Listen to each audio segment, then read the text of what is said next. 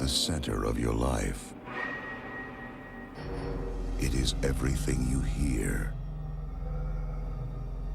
everything you see, everything you feel.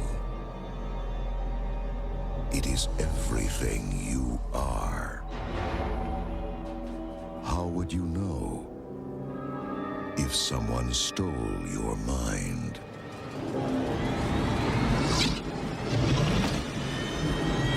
Arrest that woman! Hold up. My views are my own. You heard it here first.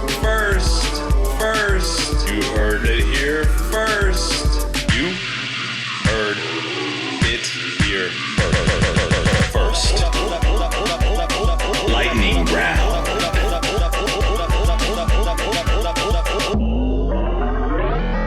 Dangerously close.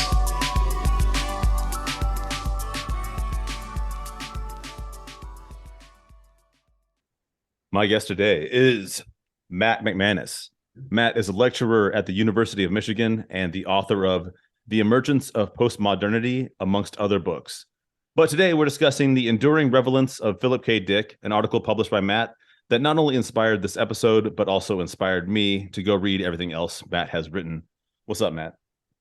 It's good to meet you, man. Yeah, I'm glad you liked that article. I wrote that a long time ago when I was just like plumbing through his books. So I'm glad it's had a bit of a shelf life, gotta say.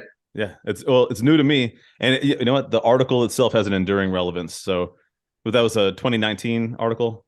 Yeah, I mean, I wrote that when I was authoring a book called The Rise of Postmodern Conservatism, where I was reading all kinds of like Pomo literature, and Dick just kept on coming up. So, you know, it's kind of fun to be going back to this. It's something I haven't delved into for a while. So thanks for having me on. I was interested in like some of your other stuff in one of your books, and that's how I ended up on your website, and then that's how I ended up scrolling your backlog and finding this. But shoot, to all the listeners who are not familiar with Philip K. Dick, you might not recognize his name, but you would definitely recognize the films and television shows that have been based on his work over the last few decades after his death in 1982, such as Blade Runner, Total Recall, A Scanner Darkly, Minority Report, The Man in the High Castle, Screamers, etc. I could go on, and actually, I believe there's several more films you could say that just were not attributed to him. But I personally, I've watched movies and been like, this is a Philip K. Dick inspired film.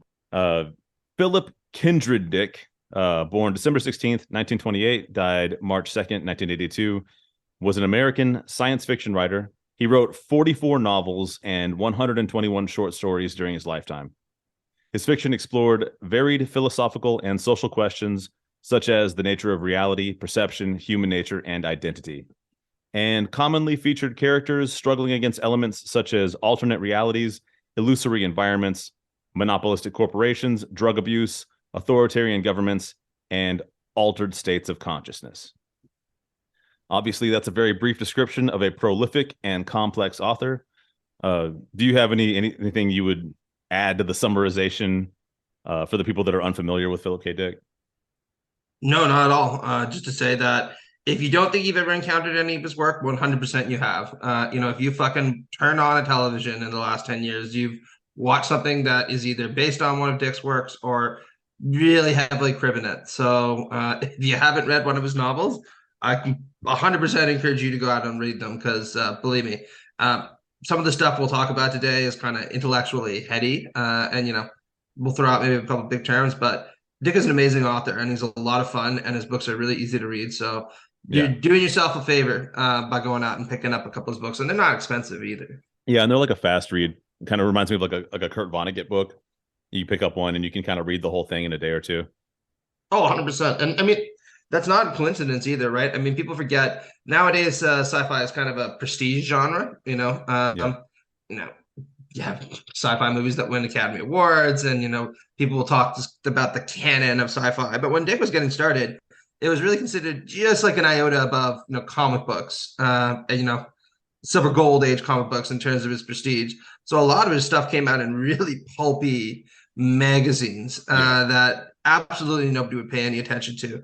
And it's really quite remarkable because, in my opinion, he was one of the most creative and imaginative American authors of the 20th century, and probably the one who's had the most lasting impact on the broader culture.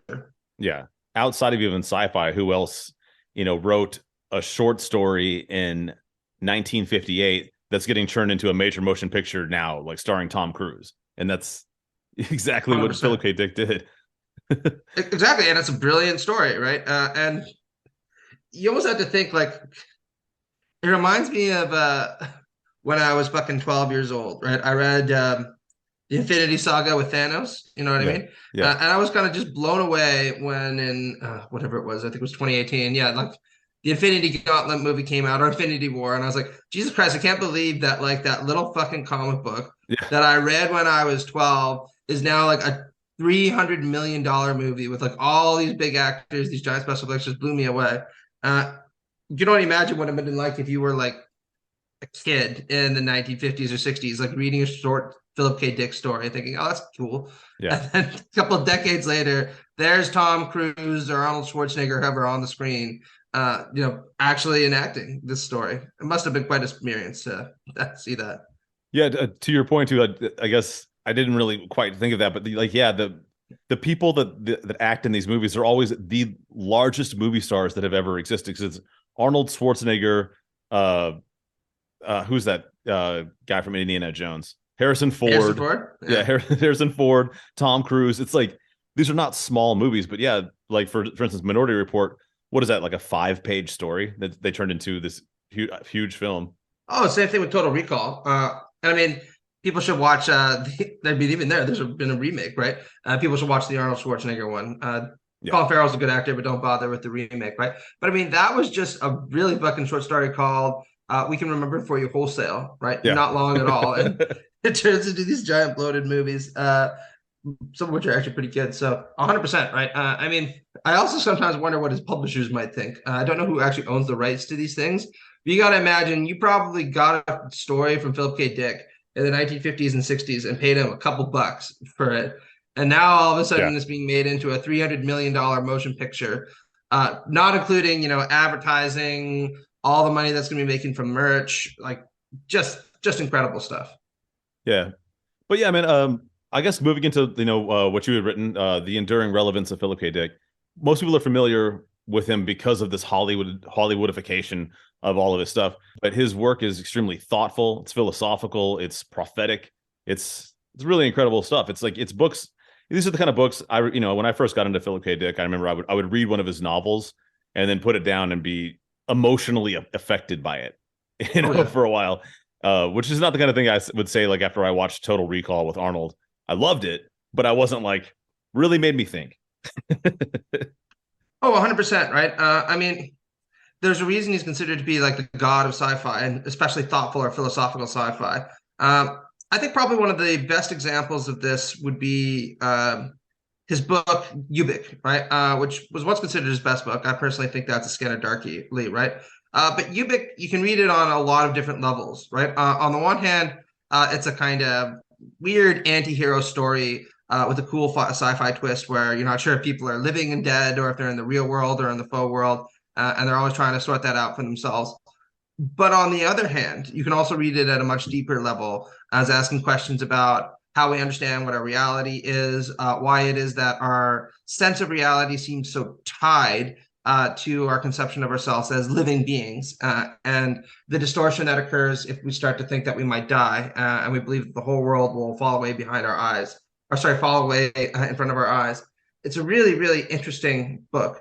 And you wouldn't even know that you were learning all these interesting ideas when reading it, because you're just kind of wrapped up in the story and the glittering prose and all the weird shit that's happening. He had a real talent for producing books that operated on several levels that way. Yeah. I mean, this actually is a good segue into a question I had for you. It's so you began your essay, you were talking about cultural theorist Frederick Jameson's where he said that science fiction is about more than developing fantastic and pulpy entertainment, and that science fiction reflects the anxieties and hopes we feel about the future, understanding our relationships to the future in general. Do you have a personal belief on what is the purpose of science fiction? Well, I actually tend to agree with Fred Jameson on this, right? So this is from his book, Archaeologies of the Future, where he's interrogating the concept of utopia in our political imagination. Very thoughtful book. And what I really like about this book also is that he takes sci-fi and fantasy extremely seriously as genres of literature, because he says that what they reflect is our kind of collective imaginary in a way that other forms of fiction don't necessarily. So I think he's a little harsh on this, and I know people are going to give me shit for this, so I don't know if I agree with it. But he characterizes fantasy, for example, as fundamentally a kind of reactionary genre, in the sense that what you usually see in fantasy is a kind of golden age mentality. Things were better back in the day, and then these bad things kind of permeated into society, ruined it, deconstructed, and it's always about this aspiration to go back to something that we've lost. And the example he gives is Lord of the Rings, right? If you read Lord of the Rings, especially the Silmarillion, there's always this tendency to replicate cycles of rise, decline, fall, and decay. And the happiest moments are when you get something like a restoration. So everybody's read Lord of the Rings. The last book is called Return of the King for a reason, right? You reconsecrate authority, and the world gets better. And Jameson says that sci-fi is a different genre. It's not backwards looking, it's forwards looking. And once upon a time, he says that a lot of sci-fi authors like H.G. Wells use sci-fi as a way of theorizing about potential utopian futures, right? Ways that we could remake society for the better. And in this sense, it was a very optimistic genre. And it's actually with Dick, he says, that we can see a shift in our cultural expectations because it's where sci-fi went dark, right? And we started to think that even if technology will continue to improve, which it probably will, that does not mean the social world that we inhabit is necessarily going to get better. It could very well just become a lot more fucked up. And it's prescient in that way, and remarkable. That's the only way to describe it. And what Jameson is talking about is whether or not we could recover some of the utopian energies of science fiction to talk about alternative futures that could be better, while not abandoning this kind of, what's the way to put it, critical outlook and wariness that Dick so essentially brought into the genre. This kind of stems a couple of questions for me. And one is, surprisingly, I've never really heard anybody put it exactly that way before, that the fantasy genre, specifically things like The Lord of the Rings or The Chronicles of Narnia, that's a counterpart to science fiction, in that fantasy is the looking backward. So if sci-fi is looking forward to the future, fantasy is looking to the past. Is that like a fair assessment of kind of what you meant by that? Yeah, that's Jameson's take on it. Now, again, I'm not sure that I entirely agree, because I think there is forward-looking fantasy out there. Phil Pullman's The Golden Compass would be a good example, right? Mm-hmm. But let's take Lord of the Rings and The Chronicles of Narnia, two series, by the way, that I'm fond of. So, don't give me hate, right? Yeah. I'm even watching fucking Amazon Prime's The Rings of Power because, I'm a fan. But, what Jameson says you see in the structure of those books, and Tolkien himself was a pretty conservative guy, right, is this belief that once upon a time in the past, we inhabited a golden age of some sort, right? Yeah. And this was aligned with a respect for a certain kind of authority that was gradually undermined by human selfishness, decadence, and decline. And the story is always about how to restore this authority in some way, and consequently to restore the world as a whole, metaphysically, right? And the good example of this, of course, is the whole plot of The Lord of the Rings itself, right?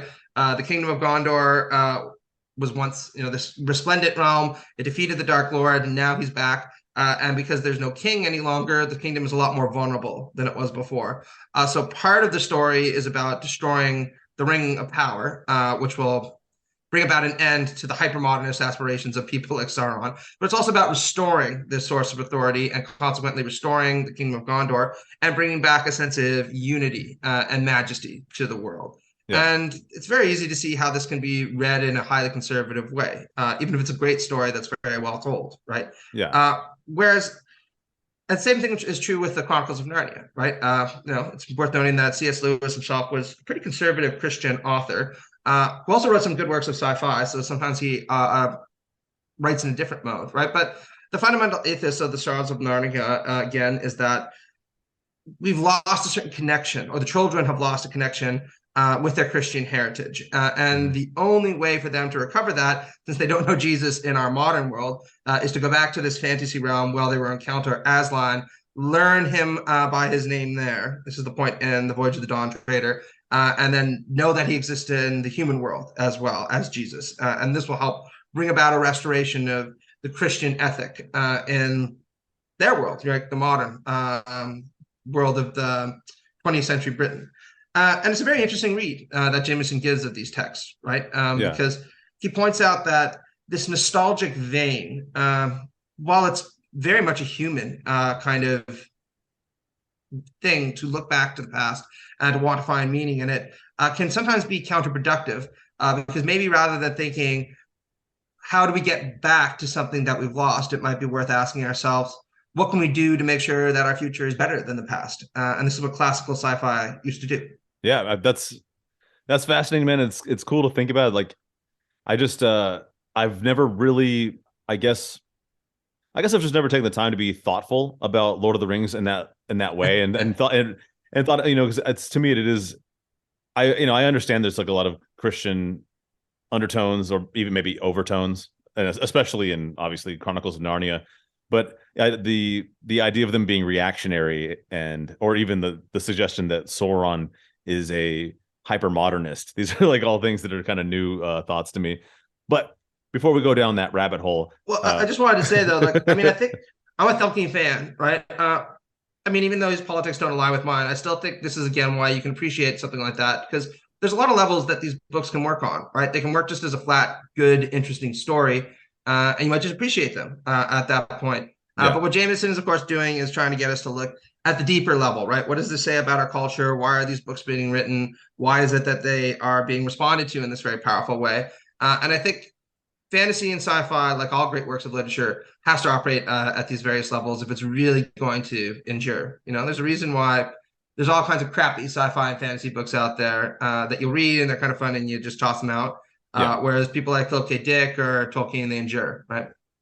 And that reminds me to the other little question that had stemmed from your previous statement earlier, talking about, Frederick Jameson. I blanked on his name for a second. Was that in a way you were saying that Philip K. Dick was the beginning of a certain era, and that would mean that previous to or prior to him, that would have been kind of the Jules Verne era, the Isaac Asimov era, and Philip K. Dick brought a new depth to science fiction. Is that fair to say? Yeah, absolutely. And he also brought a sense of pensivism, according to Jameson, and I tend to agree with that. So one of the things that Jameson points out in his book, Archaeologies of the Future, is if you read not all of Asimov's stories, but a considerable chunk of them, there is this expectation that the future can be better, and that the advance of human intelligence will allow us to solve the problems that emerge and enable humanity to progress in a certain way. Now, I'm not sure if that's true of all of Asimov's work, because I think that the Foundation series compromises that view of his work a little bit. But, you know, I, Robot is a really interesting take on this, right? Where we invent artificial intelligence. There are problems that are posed by it initially, and we have to kind of interpret the 3 laws of robotics appropriately in order to make sure that the robots do live their best life and work the way they're supposed to. But smart people are generally able to solve these problems one after another. You contrast that with what you find in Do Androids Dream of Electric Sheep, right? Where you have a similar kind of premise where humanity has invented artificial intelligences and everything goes to shit, right? The androids aren't sure who they are because since they're modeled off of humanity, they get to deal with all our fucking existential malaise, right? The future, even though we're very technologically advanced, doesn't look much better than the present. In fact, in a lot of ways, it's worse. We're governed by these extraordinary multinational corporations or even multiplanetary corporations that wield life and death control over our life. Endemic poverty is still a major thing. Hasn't gone away despite the increase in material wealth that's so transparent in the book. And people need to resolve the problems in their life, not by actually changing the world around them, because the world looks more unchanging than anything than ever before, but by indulging in all the worst vices of humanity: hedonism, sex, drugs, you name it, right? And it's a remarkable vision of the future that Dick pioneered, a dark one, right? And it couldn't be further away from the kind of sunny optimism of at least some of Asimov's I, Robot series. Yeah. Speaking of our favorites of his books, that happens to be my personal favorite. Oh, yeah. But moving on to more of the enduring relevance of Philip K. Dick and the philosophies. In discussing the postmodern dystopias of Philip K. Dick, you wrote that Philip K. Dick's fiction was unique in its capacity to pose infuriating questions to its readers, and that it conveys a looming sense of dread and anxiety about the future, which might appear strange given how the all-American stability of the Eisenhower era gave way to the optimism and youthful energy of the 60s radicalism and drug culture. Can you elaborate some on how Philip K. Dick saw the underlying existential crisis beneath the pop culture of wealth and prosperity? Yeah, absolutely. I think a very good example of this is in my favorite of his books. A Scanner Darkly, right? About Bob Arctor. So what Scanner Darkly really analyzes is the hangover from the 60s, right? Where it's become very clear that a lot of these utopian aspirations that people put onto counterculture are being disappointed, right? So there are a couple of different ways that you can cash this out. One is just the most surface level, which is that the optimism around drug culture that people like Aldous Huxley had, or a lot of the hippies had, has now turned into a nightmare, right? Where people are addicted to all kinds of things, particularly substance D, and it's really messing them up, right? The second important thing is that at a political level, the reaction to counterculture that emerged in the 60s has led the United States to increasingly become a police state, right? Where there are high levels of inequality. Drug use is tolerated, but only informally, right? Because the police have become more pervasive and are interrogating everybody's lives in a way they never did before. So that's a political level in the book. But I think the more philosophically interesting level is Dick points out how in the 60s, there were these deep efforts to inquire into the nature of human identity, and this notion that you could kind of use drugs to reconceive your identity as you wish and to be anyone that you wanted in front of anyone else. That was seen as a kind of utopian prospect, right? I can just be who I want. Whereas in the 1970s, when the book is set, things have become really a nightmare, right? Where we don't know who we are any longer. We present one way to one person and another way to another person. Because the police state is so ubiquitous, we are constantly informing on one another because no one is considered fully innocent any longer because we're all culpable in the creation of this kind of society. And the optimism about the creative reinterpretation of identity has given way to this deep malaise and a yearning for some kind of certainty about who we are, not just to not just certainty for ourselves, but certainty on the part of other people's. And it doesn't look like any of that is going to be forthcoming. And it's a really horrifying prospect. And you know what? This is a bit off topic because we're talking, a lot about these kind of grand, sweeping, like philosophical kind of areas that he explores, and so on and so forth. I'm thinking about A Scanner Darkly, and it's been many, many years since I've read that book. But he also has this incredible ability sometimes to provide just a piece of dialogue that will just stick with you forever. And like I said, I read that book. I'm going to say it's been at least 15 years ago. And to this day, I can remember quotes from it. And one of them is, there's a woman in the book, I can't remember her name, and she asks I guess Arctor to come over, the main character, because there's a scary bug in her house, and it's a mosquito hawk. And he goes, "Oh, don't worry about that. It's harmless." And she goes, "If I had known it was harmless, I would have killed it myself." And it's just, I think that's a really piercing and an interesting way to kind of show, like, and kind of what he's showing in the book is like, she's a fucked up kind of shitty person. Like, oh, it's harmless, then I should have just killed it myself because it poses no threat to me.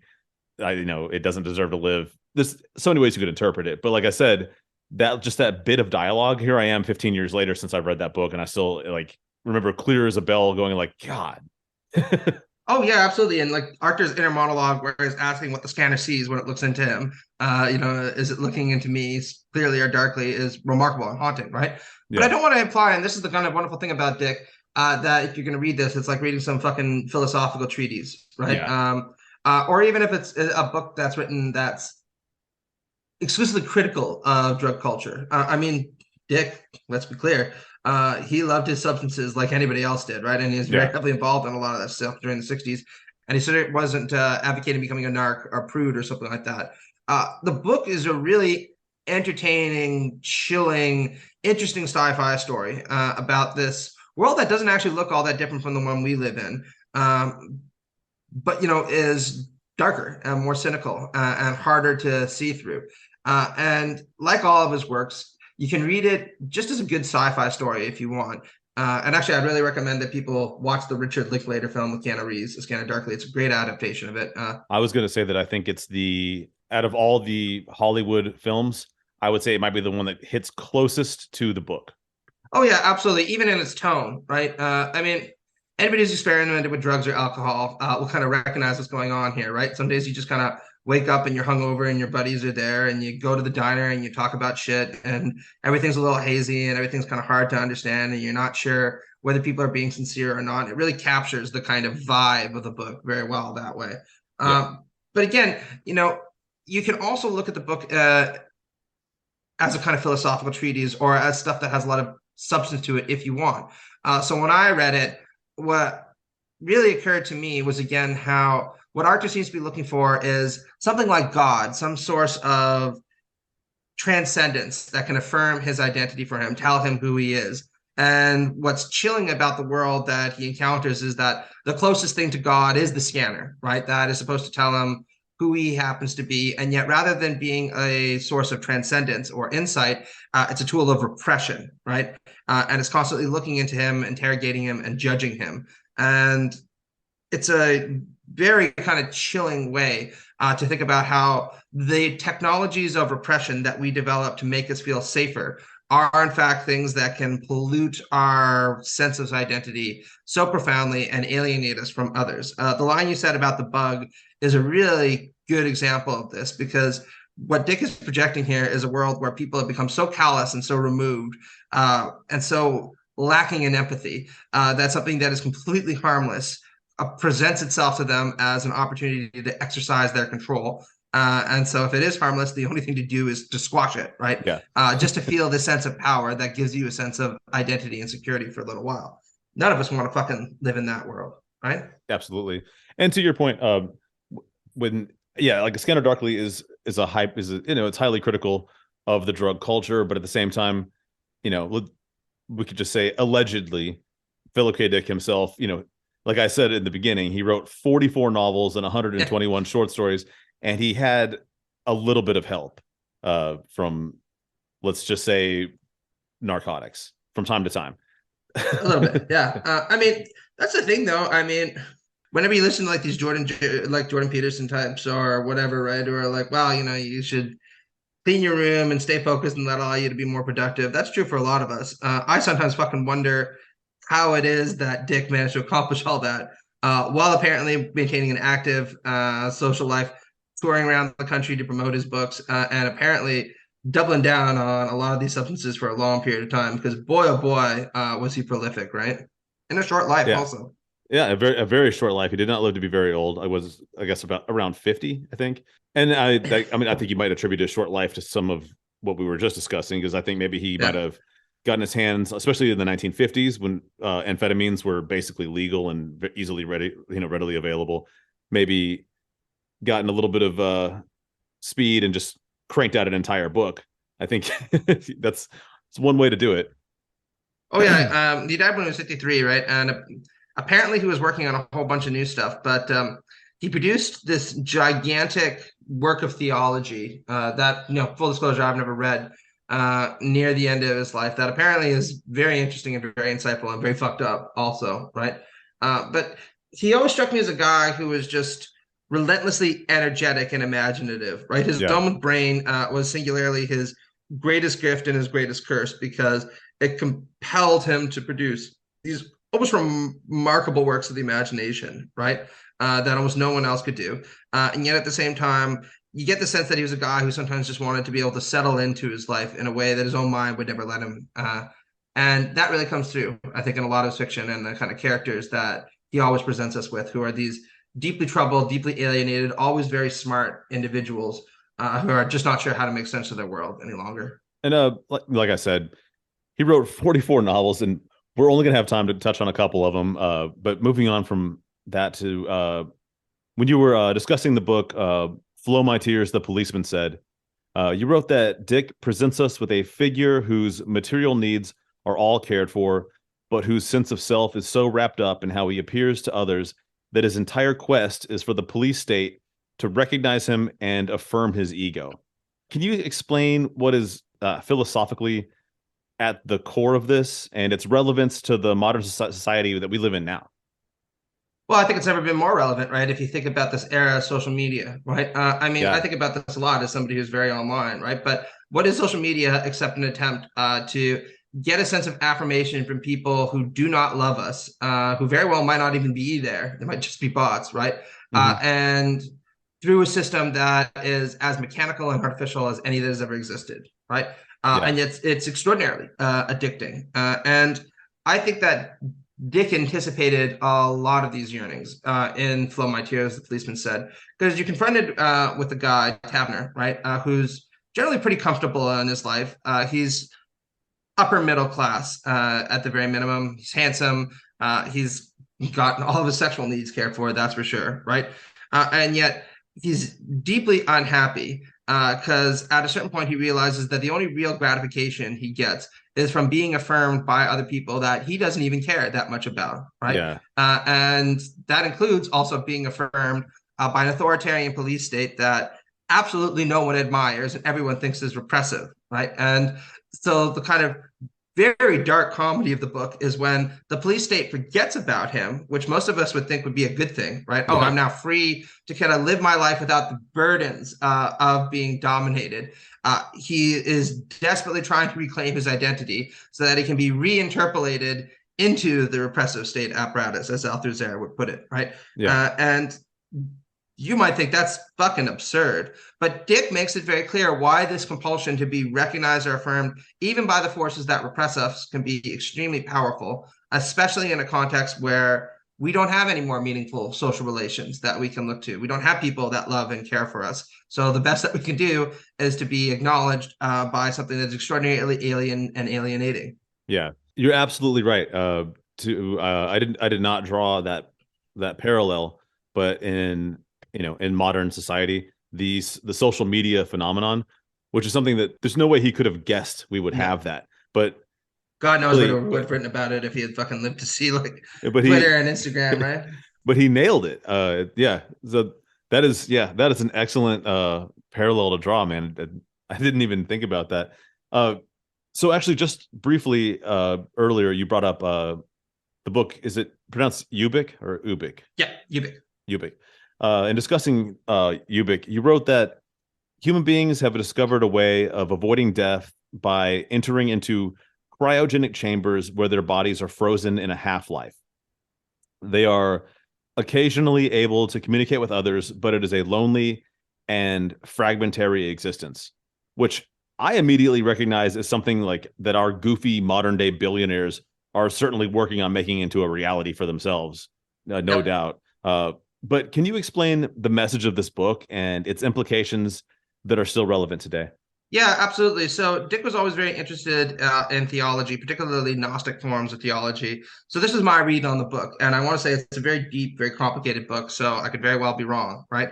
But the kind of premise of the book is that very wealthy people are now living in kind of half-life in cryogenic chambers where a combination of computer programs in their own mind will create a simulated reality for themselves that they can partially share with other people who are also linked in these chambers, right? And they can maybe communicate with people outside of them. The problem is, of course, that they're still dying or they're still almost dead. And in the event that their world collapses around them, then they will finally pass into nothing. So they need to use Ubik in order to kind of re-solidify their reality for themselves and to continue living in this kind of half-life. And actually, in a lot of it's a spray can, right? Is how it appears to them, right? A spray can where you literally paint your world around you, and then you're like, all right, it'll be fine for now. Okay. And the way that I read this was how people are searching for what's sometimes called a symbolic guarantor of meaning and metaphysical stability, right? Where we're always left with this deep sense of uncertainty about whether or not the world that we inhabit is actually real. And so we look for things that will tell us that it is, right? Whether or not it's God or Ubik or technology or power, there's all kinds of things that can fill it in with. And what becomes really apparent at the end of the novel is they're not sure what Ubik is, right? Is it power that's filling in these cracks? Is it technology? Is it just their own mental projections? Is it God, right? That's actually trying to send them a message or keep their reality congealed? And are these things good or bad? It's really left ambiguous. But what comes through is this chase for some symbolic guarantor of meaning, and how that seems to be a deeply human yearning, regardless of how technologically advanced we become, because otherwise our death becomes intolerable to us. We can't comfortably die unless we know that there'll be some significance to our life. Okay. Yeah. I'm sorry. That's a lot to hit somebody with.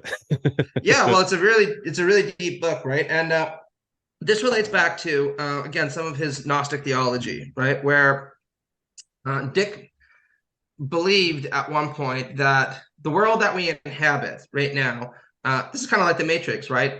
Isn't actually the real world, that it has been put in front of us by the devil, right? Or by a satanic force at the very least, in order to occlude the fact that there is a real world out there. This is the world that God wants us to experience, where we'll be eternally happy. And yet we remain fundamentally attached to seeing reality this way because it's a lot easier to do. And we're desperately afraid that if we stop seeing reality this way, that we're going to fade away into nothingness. And so what you find in Dick is, in his own theology, right, is this real sense of anxiety about abandoning the way the world appears to us, with this sense of hope that maybe if we learn to think about the world in a different way, new horizons of human possibility that'll be better for us will open up. And like a lot of authors who have deep religious concerns, you can see him playing around with these ideas, I think, in almost all of his work in very interesting ways. Ubik is just one where this becomes a little bit more foregrounded. Valis also. I know that we just talked about Scanner Darkly quite a bit, but I feel like we're not quite done with the Scanner Darkly for a few reasons. I mean, and like you said, it's your favorite. It's one of the, it's definitely, by any measure, it's one of his greatest books. But it's a true masterpiece, and like I said earlier, it's Hollywood's best attempt at staying true to the source material of a Philip K. Dick book, in my opinion. Oh, 100%, yeah. You wrote that everyone in this world scans and watches one another, tolerant of their many failing and meager criminal rebellions, but searching for signs of deeper descent which never emerge. Eventually, the main character realizes that the system has grown so omnipresent that it has taken on a life of its own, independent of the people who are supposed to be running it. In some ways, to me, it makes me think of the current state of capitalism in general. It's taken on a life of its own, certainly. But do you have any opinions on how the philosophy of this book is applicable to our society in other ways? Oh, I think so. I think there's a lot to be said about this. So I talked a little bit about the theology before. Maybe I'll get into a little bit more of the politics. The way that I read this book is very much the way that Fred Jameson, who's a Marxist theorist, read it, right? Which is that one of the weird features of human existence is the fact that we will create institutions to benefit us. Things like the capitalist market, right? And these are free acts of creation on our part, right? We create the market society that then governs us. But what's really odd is the fact that the institutions that we create, even though they only exist through us, can then take on a life of our own and appear to us as these kind of alien and even oppressive forces, right? Yeah. That's true of law, it's true of government, it's true of the market economy, right? And I think that Dick captured this sense really well in The Scanner Darkly, where there's this real sense of sadness on the part of the characters, because it's not like this repressive police state is actually some inhuman entity, right? It's something that we all have to participate in and generate in order for it to continue functioning. And yet, precisely because none of us knows how to do anything about it, it presents itself as this inhuman entity that's governing over us, that's constantly watching us, and that's almost like the dark child of our worst impulses, if you want to put it that way. And I think the sense of bleakness that comes from that we are going to be responsible for creating the very things that will then repress and dominate us, is a really kind of tragic aspect of human existence universally, that he captured very successfully through the medium of sci-fi. And I think what he worried about was very much what Aldous Huxley worried about in Brave New World, that all the kind of things human beings do all the kind of things that human beings do to try to make us happy might in the long run become perverted and generate the conditions for us to be tremendously unhappy and tremendously submissive. And it's a very insightful and very perverse possibility that he raises in that book that personally I'm deeply afraid might very well end up coming true. Yeah, absolutely. And I guess my interpretation earlier about capitalism, it has a lot of close similarities to the police state that that's taken on a life of its own in A Scanner Darkly. And it's interesting too, because when he wrote that was kind of during America's, like, when capitalism had reached its peak. That was kind of its golden era. But I guess also in a way, maybe he could draw on some, in modern history, and this is probably closer to it, would be Nazi Germany, because that was something that once it had been built and once the machine was going, no one individual could really do much about it. And it's not like that Hitler was some kind of superhuman that could impose this power. It was truly just a construct of the mind that everyone in Germany had accepted, and then the sum of the parts, nobody had the juice or the power to stop the machine. Does that make sense? Oh, absolutely. And I mean, one of his most popular books, and also a really great book, is The Man in the High Castle, that deals exactly with this subject matter, right? So The Man in the High Castle, for people who don't know, is a kind of speculative book about what would happen if Nazi Germany and Imperial Japan won the war and occupied the United States. Also made into a TV series that I haven't watched yet, but I'll probably get around to it at some point.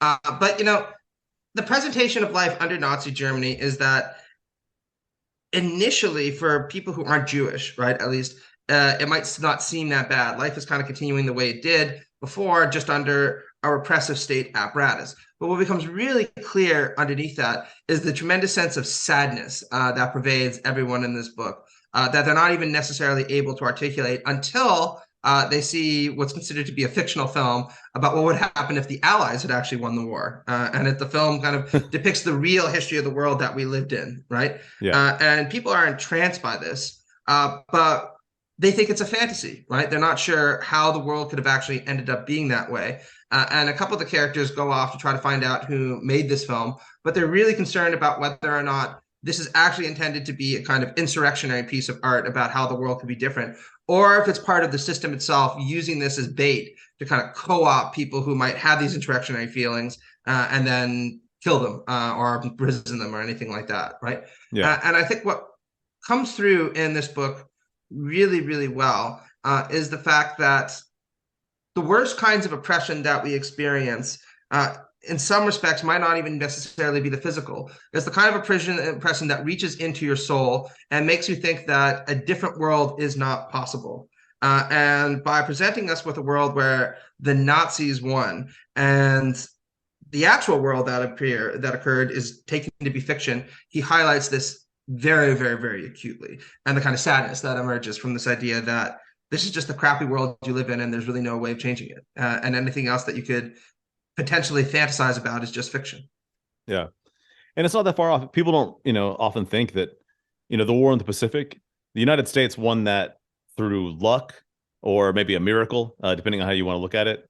A lot of that was just like a very fortunate typhoon is what gave the U.S. the chance to win in that theater. And then also, in the on the Western Front, if Germany had made maybe a couple different tactical decisions, we could have easily lost that war as well. So anyway, it's absolutely. It's not far off base. No, not at all, right? I mean, who the fuck knows what would have happened if a couple of people made different decisions here or there, right? It's hard to crystal ball that by looking back in the past. But what's chilling about The Man in the High Castle is just how plausible the scenario that he rolls out is, but also what it teaches us about again, the worst kinds of oppression that we experience, the sense that there is no hope because there is no alternative to the reality that we live in. I think that the sense of sadness and bleakness that induces is something that he captures probably better than almost any other author I can think of. You wrote that Dick's portrait of the future greatly resembles the work of Mark Fisher, who similarly wrote about how changing technological times need not engender a more meaningful and satisfied society, and his sense that all our increased powers have done little actually to solve the important riddles in human life. One, do you think this is true? And two, do you think that the works of Philip K. Dick had a prophetic quality, or should they be viewed as cautionary tales? Oh, I think they definitely had a prophetic quality. Like I said, if you look at Flow My Tears, the policeman said, that was a book that was written mid-century when he projected this idea that our sense of alienation from one another will mean that we will desperately look to people who do not love us and do not care through artificial mechanisms to get any sense of affirmation, right? I mean, that is truer today than it was then. And it's becoming more true by the day, quite frankly, right? Which is why everyone should read that book and kind of, I would say get off of social media. I mean, I'm involved in it as heavily as anyone else is, but definitely kind of check yourself and ask yourself why it is that we all feel this compulsion to do this so prominently, right? But in terms of Fisher's relationship to Dick, I think that what Fisher would probably read Dick as more somebody who is offering a cautionary tale. Because again, what you really find in Dick is this sense of how disappointing life will be if it becomes the case that the systems that we create to make us happy end up oppressing us and oppressing us so powerfully that we come to think that there is no alternative to the world that we happen to live in. Because any system of oppression that human beings resist was invariably created by human beings. That's the kind of weird paradox of oppression, right? That we create the very things that we hate and have to live under them. And Dick at least seems to have had a kind of utopian sensibility in some of his works that echoes these earlier forms of sci-fi, like Isaac Asimov, particularly in books like Valis, or even at the end of A Scanner Darkly, right, where there's a kind of little hint that this whole apparatus will be brought down by Bob Arctor once he infiltrates the actual drug pushers, who turn out to be the police, right? Yeah. They're pushing the drugs that they then use to imprison people, right? By contrast, Fisher says he's not sure that we're in a moment where we can be optimistic or hopeful any longer because we've entered the end of history period, right? One where there's nothing really all that new that's being produced because people don't actually think that anything really new, socially speaking, is ever going to come into the world. So Fisher says if you go to the cinema, for example, and you wonder why it is that you just get endless remakes, rehashes, reboots, or soft reboots of the same thing, it's because when you live in a world where we can't imagine how things will look any differently than they are today, what is there left to do except to endlessly recycle the past in new and various forms, recast people for old roles, reboot, remash, and remake everything. And he says that in some ways, this is obviously something we all indulge in, and it's not necessarily bad because it can be entertaining. But he says it also reflects this deeply human need for a better world than the one that we have on offer. And the fact that people seem to be really tired of a lot of that and want something new, both culturally and socially, is an itch that hasn't been scratched in a long time. And he's very worried that the powers that be aren't going to want to allow anything new to emerge because, of course, that's not in their interest. And that's why I think there's a lot of Philip K. Dick in Fisher's writing. Yeah, and I don't know why you kind of made me think this, but sometimes when we talk about Philip K. Dick in this way, it almost comes across as though this is like reading his books is some kind of like chore or an eat your vegetables type, activity. And like I think we said in the beginning, it's really not. He manages to pack all these ideas and thoughts into really great action, moving, well-written sci-fi books that are fun. So that's just my opinion on the Philip K. Dick library. Hey, absolutely. And I would say that's even true of some of the fucking best movies that are based on his books, right? Yeah. I mean, you can just fucking put Blade Runner on or Minority Report and enjoy it as a good sci-fi film where a lot of shit blows up and it's well acted and there's a couple of thoughtful themes in them. Or you can sit there and be like, hey, let's grab a beer and let's have a discussion about like what it was actually about in terms of the subtext and the philosophical and political commentary, right? And really very few authors are able to do that, create something that works on all those levels, which is why I think he's, again, just probably one of the top 5 American authors of the 20th century, bar none. Absolutely. And I have to say this when it comes to Total Recall. Wait. So no, not Total Recall. Blade Runner. That's what I meant to say. It's the only movie that I truly have a bone to pick with, and I'll keep it brief. I brought this up on a different podcast, not on my own, but on another one, where I was just venting my frustration that there's certain things that the movie omits. I understand it's because it's Hollywood, that it's a different medium. It's more kinetic. There's things they have to do, but the fact that they leave out the religion, that the whole reason why the main character, his entire motivation, he is trying to purchase a biological sheep. He has an electric sheep, and it's because everyone has to worship an animal, and so, but it's almost impossible to afford a real one. So everyone's got an android animal of some sort. Anyway, I just find that to be like so integral to the plot and to the motivations. That, and in the extended Blade Runner, they do briefly touch on it, but I think it's such a hugely important part of the book, is that everyone wears a mood regulator and controls their mood at all times. They like just type in a number and they're like, I'm going to feel happy and productive today. And his wife continuously keeps messing with her mood regulator and giving herself like suicidal depression just because she's messing with the mood regulator. It's not even like she actually has that emotion. I don't know. I feel like it would have been cool to add that stuff to the movie. Oh, 100%, right. I mean, I've never been one of those people who actually thinks that movie is as good as some people think it is. I think there are better Dick adaptations out there.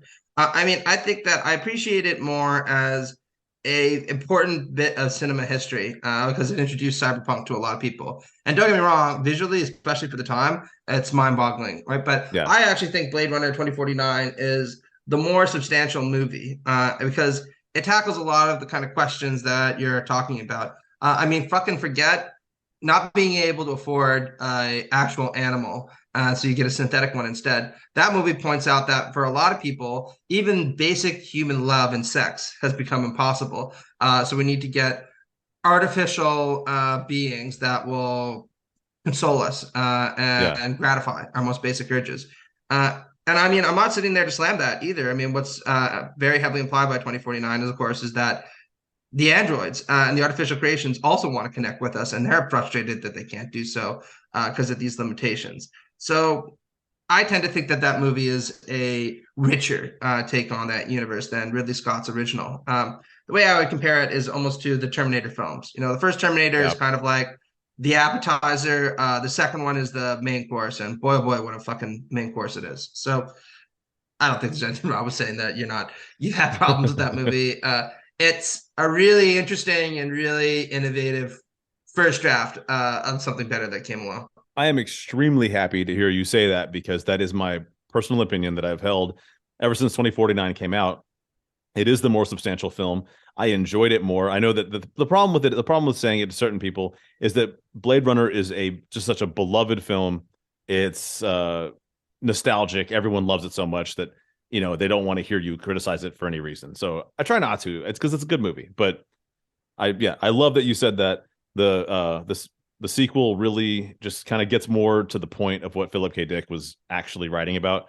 So well, when people ever give you that bullshit, just fucking roll the argument out that I do. I'm like, listen, if it was such a fucking perfect movie, then Ridley Scott wouldn't have released like 5-6 fucking editions of it to try to get it perfect, right? Even he seems to think like there are things that he wanted to tinker with. So it's a flawed masterpiece is what I usually use, right? Whereas 2049 is just a masterpiece, right? And there's nothing wrong with saying they took a pass at it, they did a pretty good job, and then they perfected it the second time around. Yeah, absolutely. And, shout out Ridley Scott. But yeah, like oftentimes I feel like he comes out with something that's it's like a really great idea, and then it develops into something better later. Because that was my opinion 100%. with Alien. And I know that James Cameron shot the second film, but in my opinion, Aliens is the superior film. And of course, I agree with you 100% that between Terminator 2 is one of the greatest films of all time, and Terminator, like you said, it's an appetizer. It's a setup for the exactly right. And hey, like, there's nothing fucking wrong with that. I mean, we should be happy that every once in a while they can actually make a fucking sequel that is better than the original, right? Or that takes what the original did well and puts it into overdrive, right? And I'd say that Blade Runner 2049, T2, Dark Knight are films that do that, right? So, oh yeah, Dark Knight, absolutely. Oh man, I mean, talk about a sequel eclipsing its first film. yeah, exactly, right? I mean, Batman Begins is a great movie, but fucking everybody sits there and knows that Dark Knight is a superior film, right? And so, you know, I don't think people gotta have strong opinions about this. And hey, listen, whatever your opinion of those two movies are, that's fine. You know, if you think Blade Runner, the original, is better than 2049, all power to you. I'm glad you enjoy it. I like the movie a lot also. I just think that both in terms of its artistic merits and in terms of its filmic qualities, I like 2049 better. And I do think it is truer to Dick's original intention also. Yeah, man. I mean, shit, I've got no qualms about going on here and saying outlandish claims about movies, because I fucking straight up, we did an episode and I said that I liked Dr. Sleep better than The Shining. Surprisingly, I couldn't believe the amount of support I got from listeners. I mean, obviously, a lot of people were telling me I was a dumb asshole and I should never have said the things I said. But these are opinions, man. It's film. It's subjective. Matt, love both of those films, I should say. I've got one last thing to ask you, man. It's the most important question of the day. Where can people check out your writing, your books, your articles, everything, and just follow you? Yeah, thanks, man. So you can add me at Matt Paul Prof on Twitter. You can also just send me an email at mattmcmanus300@gmail.com. I do my best to kind of respond to those things.